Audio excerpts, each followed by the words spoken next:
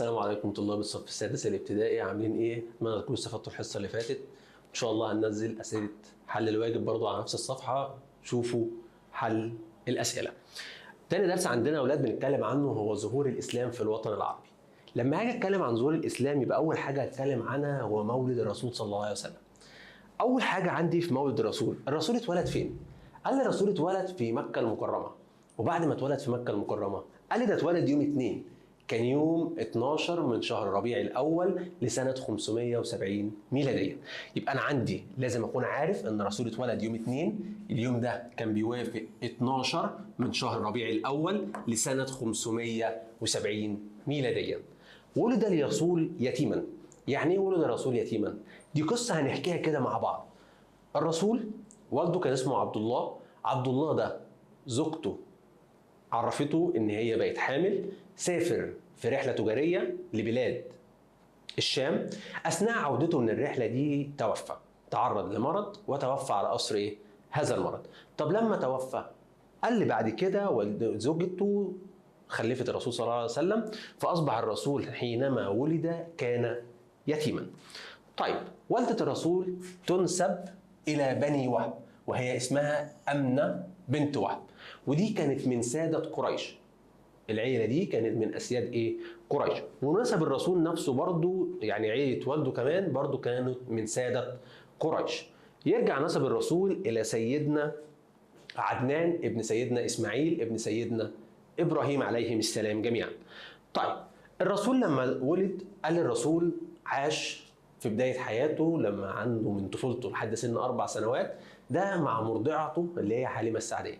بعد كده من 4 سنوات ل6 سنوات عاش مع والدته، وبعد كده والدته توفيت فاتنقل ليعيش مع جده.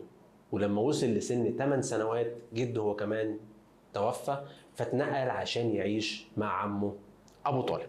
بيقول لك الرسول في بداية طفولته لما اتنقل عشان يعيش في بيت عمه، الرسول بدأ يشتغل في حرفة رعي الأغنام. في حرفة إيه؟ رعي الأغنام. يجي يقول لي بما تفسر عمل الرسول في طفولته في رعي الأغنام ليساعد عمه في مصاريف المعيشة، علشان ما يحسش إن هو عبء على عمه.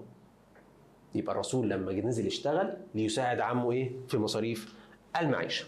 قال لي بعد كده الرسول لما وصل لمرحلة الشباب اشتغل في حرفة التجارة، ومن شغله في حرفة التجارة عرف عنه في قريش بالصادق الأمين لشدة أمانته وصدقه.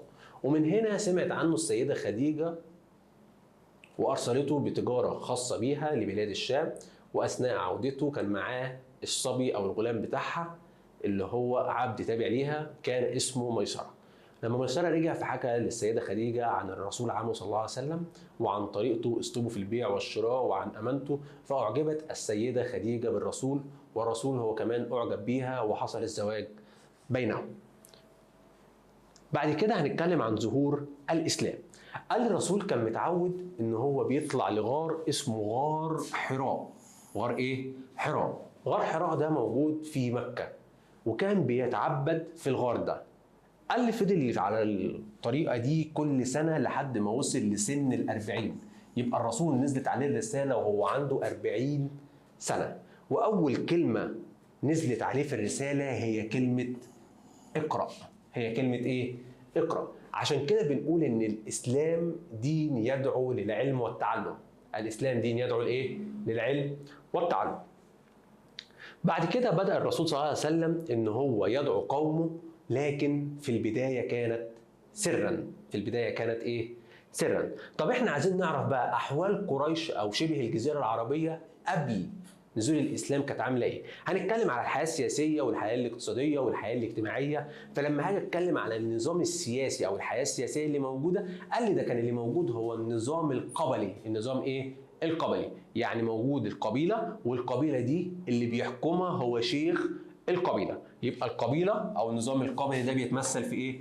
إن هي مجموعة أو القبيلة بيحكمها أو يرأسها مين؟ شيخ القبيلة. ونسب الرسول صلى الله عليه وسلم ينسب إلى قبيلة قريش. يبقى الرسول ينسب إلى قبيلة إيه؟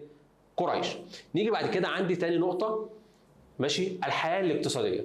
لما أجي أتكلم على الحياة الاقتصادية يبقى هتكلم على الحرف اللي موجوده، الشغلانات اللي الناس بتشتغلها في الوقت ده. قال لي كانوا بيشتغلوا اول حرفه وهي الحرفه الرئيسيه هي حرفه الرعي. حرفه ايه؟ الرعي. ليه؟ قال لك عشان المكان هناك هو صحراء وباديه، فبالتالي هقدر ان انا ازرع؟ قال لا، الزراعه هناك كانت حرفه مش منتشره جدا. ليه؟ قال لي لندره الامطار. يبقى لو جه سالني بما تفسر قله حرفه الزراعه او عدم انتشار حرفه الزراعه كثيرا، اقول له بسبب قله الامطار. ثالث حرفه عندي هي حرفه الصناعه، وحرفه الصناعه كانوا بيصنعوا فيها الرمح والسيوف والتماثيل. يبقى في حرفه الصناعه كانوا بيصنعوا كام حاجه؟ 3 حاجات. ايه هم؟ رمح وسيوف وتماثيل. واخر حاجه عندي هي التجاره. قال ان الموقع بتاعها يتمثل او حسن من تشغيل او العمل في التجاره، لان هي كانت بتتوسط ما بين الشام واليمن، فاصبح ان هي الطريق التجاري اللي بيعدي عليه التجارات. يبقى لما يقول لي العمل بالتجاره اقول له بسبب الموقع المتميز. احنا قلنا ان هي موجوده ما بين الشام واليمن. طيب نيجي بقى لفكره الرحلتين اللي كانوا بيطلعوا. يعني ايه يا مستر؟ اقول لك ان كان في رحلتين تجاريتين بيطلعوا من شبه الجزيره العربيه، واحده بتروح الشام وواحده بتروح اليمن. طيب كل واحده فيهم بتروح امتى؟ ليها ميعاد يا مستر؟ اقول لك ليها ميعاد محدد كانت بتروح فيه. ازاي؟ اقول لك الشين ما تجيش مع الشين. يعني ايه يا مستر الشين ما تجيش مع الشين؟ يعني الشتاء ما تجيش مع الشام. يبقى انا في الصيف هروح الشام، وفي الشتاء هروح فين؟ اليمن. يبقى الشين ما تجيش مع الشين. انا في الشتاء هروح اليمن، وفي الصيف هروح فين؟ الشام. طيب قال لي بالنسبه للحياه الثقافيه، قال لي كان معروف عنهم البلاغه والشعر. يبقى معروف عنهم ايه؟ البلاغه وحبهم للشعر.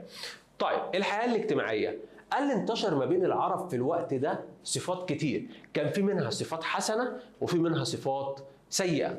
الصفات الحسنه الحاجات اللي احنا نحبها زي ايه؟ قال لي الشجاعه، الكرم، العفو عند المقدره، حمايه الجار، الصبر.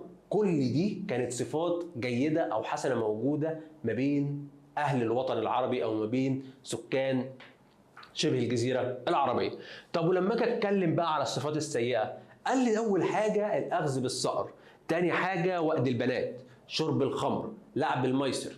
كل دي كانت صفات سيئه. يبقى انا عندي صفات حسنه وعندي صفات سيئه. شجاعه صفات حسنه، لعب ميسر صفات سيئه، كرم صفات حسنه، وأد بنات صفات سيئه. يعني ايه يا مستر كلمه وأد البنات دي؟ انا بسمعها بس انا مش عارف هي عباره عن ايه.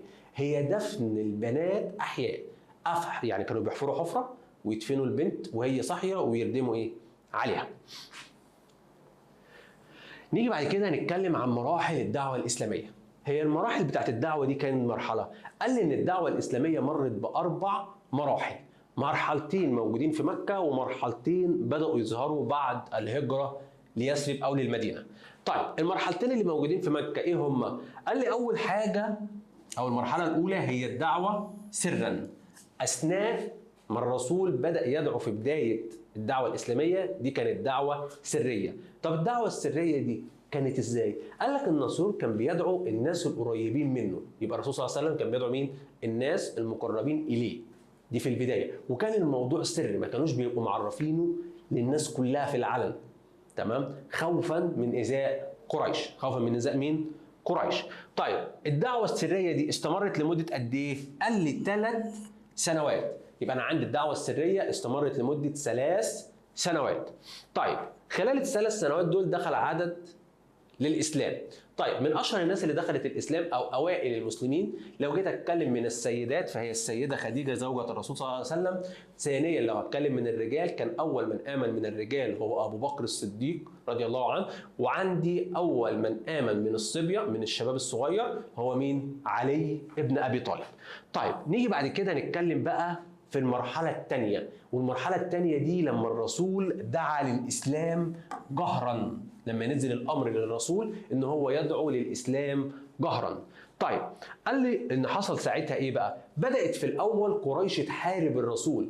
طب بما تفسر ليه قريش هتحارب الرسول؟ قال لك خوفا على مكانتها بين القبائل.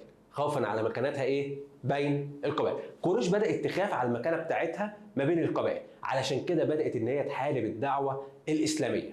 دي كده في المرحلة الأولى أو المرحلة الثانية لما كانت الدعوة جهرية. طب بعد ما حاولوا ان هم يحاربوا الدولة الإسلامية أو يحاربوا الدعوة الإسلامية وفشلوا، قال لك بدأوا ان هم يستميلوا الرسول، يتقربوا للرسول ماشي، ويقولوا له سيب الدعوة الإسلامية دي واحنا هنديك فلوس. فبدأوا ان هم يغروه بالفلوس وبالمناصب داخل قريش، لكن الرسول صلى الله عليه وسلم رفض وكمل في الدعوة ايه؟ الإسلامية. كمل في الدعوة ايه؟ الإسلامية. طيب بعد ما كمل في الدعوة الإسلامية، قال لك قريش بدأت تعمل حاجة اسمها المقاطعة. الايه؟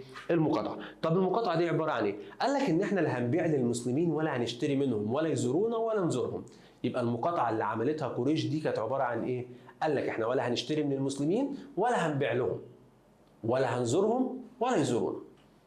فبالتالي اصبح ان المسلمين مش قادرين يشتروا ولا يبيعوا داخل قريش، فده كده اتعمل عليهم حصار. اتعمل عليهم ايه؟ حصار. والمقاطعه دي قريش علقتها على صحيفه وكانت متعلقه على الكعبه. موجوده فين؟ او متعلقه فين؟ على الكعبه. في الوقت ده الرسول صلى الله عليه وسلم امر المسلمين بان هم يهاجروا. طب يا رسول الله احنا هنهاجر نروح فين؟ خلي بالنا ان دي الهجره الاولى، لان بعد كده هنتكلم في الدرس الثاني عن الهجره الثانيه. طب الهجره الاولى دي راحت فين؟ قال الهجره الاولى دي الرسول صلى الله عليه وسلم امرهم ان هم يهاجروا للحبشه. طب اشمعنى الحبشه؟ ليه يا رسول الله انت اخترت الحبشه صلى الله عليه وسلم؟ ليه اخترت الحبشه بالتحديد؟ قال لك لان حاكم الحبشه او الملك اللي كان موجود في الحبشه كان معروف عنه انه شخص لا يظلم. شخص ايه؟ لا يظلم. كان شخص على الديانه المسيحيه وكان شخص عادل. فلما راحوا له المسلمين هو رفض ان هو يظلم المسلمين، عشان كده الرسول صلى الله عليه وسلم امرهم ان هم يهاجروا لايه؟ للحبشه. والملك بتاع الحبشه في الوقت ده كان اسمه النجاشي. كان اسمه ايه؟ النجاشي. تمام. نيجي بعد كده، قال لي بدأ الرسول صلى الله عليه وسلم في نشر الاسلام بين القبائل العربيه التي تاتي الى مكه. يعني معنى كده ان المسلمين هاجروا لقريش، من قريش او من مكه راحوا للحبشه، لكن الرسول فضل موجود فين؟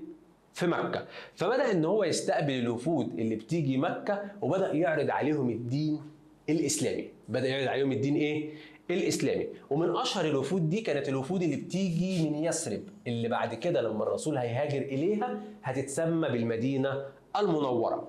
مع زياده ايذاء قريش للرسول صلى الله عليه وسلم وللمسلمين، الرسول امر المسلمين بالكامل ان هم يهاجروا لفين؟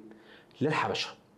وبكده يا اولاد هيكون الدرس بتاعنا النهارده خلص، واتمنى ان انتوا تكونوا استفدتوا مني، واستنوا اجابات برضو الواجب والاسئله هتنزل على نفس الصفحه، اكون افدتكم وتكونوا قدرتوا ان انتوا توصلوا لكم المعلومه بطريقه سهله.